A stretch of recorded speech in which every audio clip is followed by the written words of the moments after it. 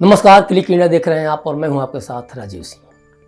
जरा सोचिए कि एक देश जिसकी अर्थव्यवस्था आईसीयू में पड़ी हो, जिसके पास अपने ही लोगों को देने के लिए रोटी तक न हो, जिसके नेता दुनिया के हर मंच पर कटोरा लेकर खड़े दिखे, वो बैल बुद्धि भारत का कश्मीर भारत से ही मांग रहा है। पाकिस्तान की हालत ऐसी हो गई है कि अगर अंतर्राष्ट्रीय मंच पर भीख मांगने का कोई वर्ल्ड कप होता तो ये देश 75 साल से वर्ल्ड चैंपियन होता। आईएमएफ से कर्ज मांगते मांगते हालत ऐसी हो गई है पाकिस्तान की कि अब तो वहाँ के नेता सपने में भी डॉलर गिरवी रखते दिखते हैं। लेकिन फिर भी इस हालत में भी पाकिस्तान के हुक्मरानों का सबसे बड़ा सपना क्या है? हमें कश्मीर चाहिए। अरे भाई, कश्मीर तो छोड़िए, भले अपनी खुद की ज़मीन तो बचा लीजिए। अब आते हैं असली मुद्दे पर कि आखिर हमने इसका जिक्र क्यों किया।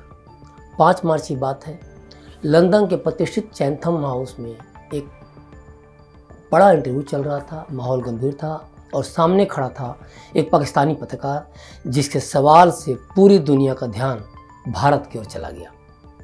सुनिए पाकिस्तानी पत्रकार ने कहा क्या। Kashmiris are up in arms because India is occupying Kashmir illegally. That's the reason why they are protesting. Now, given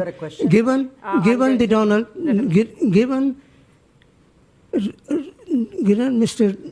Trump's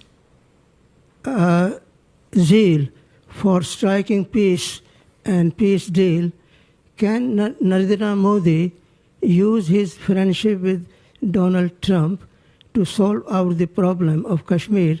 There are 1 million soldiers stationed in Kashmir to control 7 million Kashmiris. So what are you going to do about the Kashmir problem?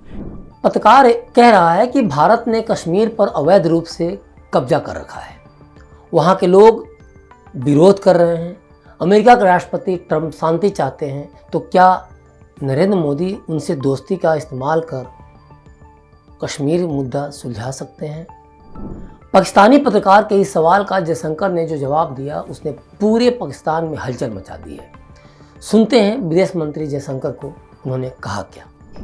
On Kashmir, actually we have done, I think, a good job solving most of it. I think removing Article 370 was step number one.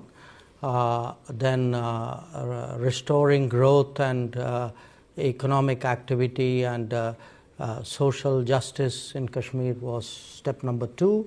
Holding elections, which were done with a very high turnout, was step number 3.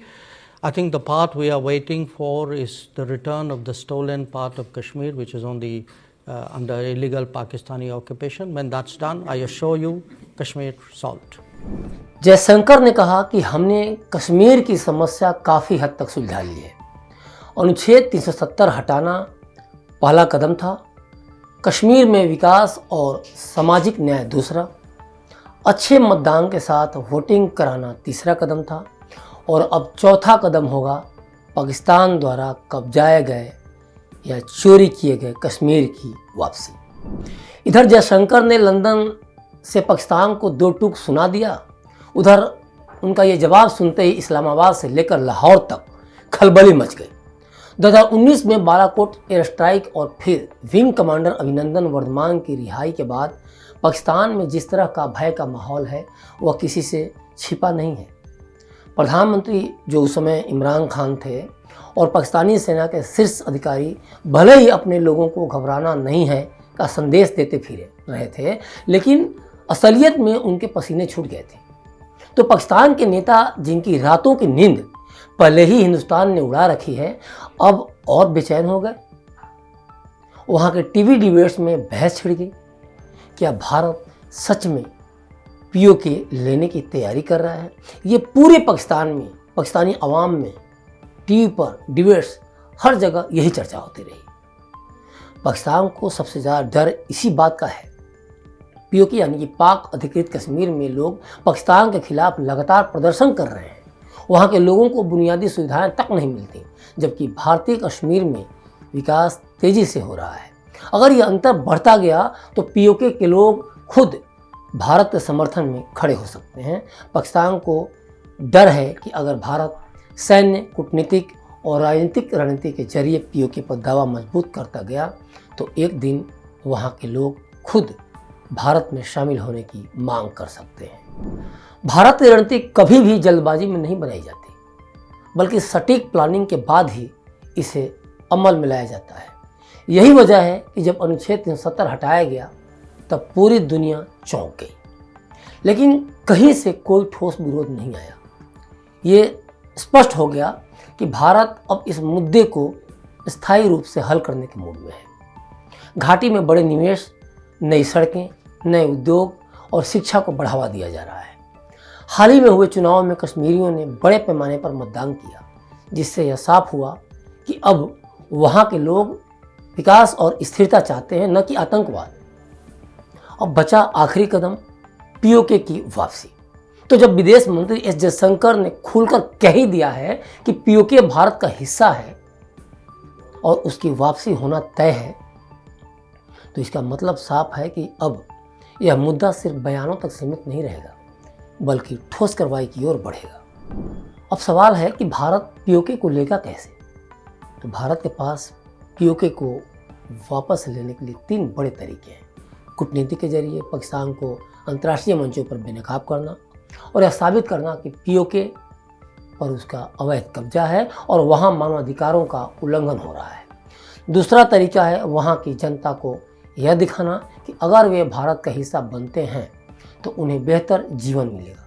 तीसरा विकल्प सैन्य कार्रवाई हो सकता है। अगर पाकिस्तान खुद PoK खाली नहीं करता तो भारत सर्जिकल स्ट्राइक 2 जैसे ऑपरेशन कर सकता है। अब एक बड़ा सवाल है कि पाकिस्तान इन परिस्थितियों में करेगा क्या? उसकी अर्थव्यवस्था तो पहले से ही डगमगा रही है, सेना पर जनता का भरोसा कम हो रहा है और अगर पीओके में विद्रोह भड़कता है और भारत उसका समर्थन करता है तो पाकिस्तान के पास ज़्यादा विकल्प नहीं बचेंगे। जयशंकर का बयान सिर्फ एक जवाब नहीं था, बल्कि एक संदेश था कि हमने कश्मीर की समस्या का 75% हल कर लिया है और अब बस आखिरी कदम बाकी है, पीओके की वापसी। तो क्या आने वाले दिनों में हम इस बड़े ऐतिहासिक बदलाव के गवाह बनने वाले हैं? क्या पीओके सच में भारत में शामिल होने वाला है? क्या पाकिस्तान इसे रोक पाएगा? जवाब समय के पास है, लेकिन संकेत तो यही कहते हैं कि अब की बार पीओके पार। तो इन सब के बीच बड़ा सवाल है कि क्या सेना को ग्रीन सिग्नल भी मिल चुका है? रक्षा मंत्री राजनाथ सिंह पहले ही कह चुके हैं कि अगर संसद और देशवासी चाहते हैं तो हम पीओके लेने से पीछे नहीं हटेंगे। इस तरह के बयान किसी भी बड़े कदम से पहले जनता का समर्थन तैयार करने के लिए दिए जाते हैं। भारत फिलहाल अंतर्राष्ट्रीय मंचों पर पाकिस्तान को अलग थलग करने की रणनीति अपना रहा है। वहीं पीओके में जनता खुद पाकिस्तान से अलग होने की मांग कर सकती है। अगर स्थिति अनुकूल रही तो भविष्य में भारत कोई ठोस कदम उठा सकता है, इससे इनकार नहीं किया जा सकता। तो कुल मिलाकर देखा जाए तो मंच तैयार है, मोहरे अपनी जगह पर हैं और अब बस राजा की चाल बाकी है। पीएम मोदी का एक उसूल है, जब तक तैयारी पूरी ना हो तब तक कोई कदम नहीं उठाना। चाहे सर्जिकल स्ट्राइक हो, बालाकोट एयर स्ट्राइक हो या आर्टिकल 370 का हटना, मोदी तब तक किसी मुद्दे को छूते भी नहीं जब तक पूरा होमवर्क न कर लें।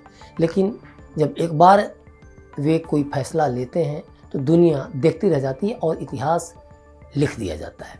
अब जब उनका कार्यकाल 2029 में पूरा होगा तो राजनीतिक विश्लेषकों का मानना है कि जाते जाते वे ऐसा फैसला ले सकते हैं जो इतिहास में दर्ज हो। अगर पीओके को लेकर कोई ठोस कदम उठाया जाता है तो यह मोदी सरकार के लिए एक ऐतिहासिक उपलब्धि होगी। इसे हल्के फुल्के अंदाज में कहें तो जानी हम पीओके तो लेंगे ही, जरूर लेंगे, लेकिन वक्त भी हमारा होगा और हथियार भी हमारा। ये राजकुमार स्टाइल के डायलॉग हो सकते हैं और इसी अंदाज में मैंने आपको बताने की कोशिश की, क्योंकि पीएम मोदी भी बहुत सख्त मिजाज हैं और किसी भी गलत तरह की नीतियों से वो कोई कॉम्प्रोमाइज़ करने के मूड में नहीं होते हैं। और ख़ास तौर पे जब देश की बात होती है, देश की अस्मिता की बात होती है, तो पाकिस्तान को ही नहीं, अमेरिका और यूरोपीय कंट्रीज़ को भी वे दो टूक सुनाने में पीछे नहीं हटते। बहरहाल आपकी इस पूरी खबर पर क्या प्रतिक्रिया है? आपको क्या लगता है भारत कितना सक्षम है पीओके को अपने देश में मिलाने को लेकर, पाकिस्तान को दो टूक जवाब देने को लेकर? क्या भारत कहीं से भी कमज़ोर पड़ता दिख रहा है? हमें कमेंट बॉक्स में कमेंट कर ज़रूर बताएं और बने रहें क्लिक इंडिया के साथ। शुक्रिया।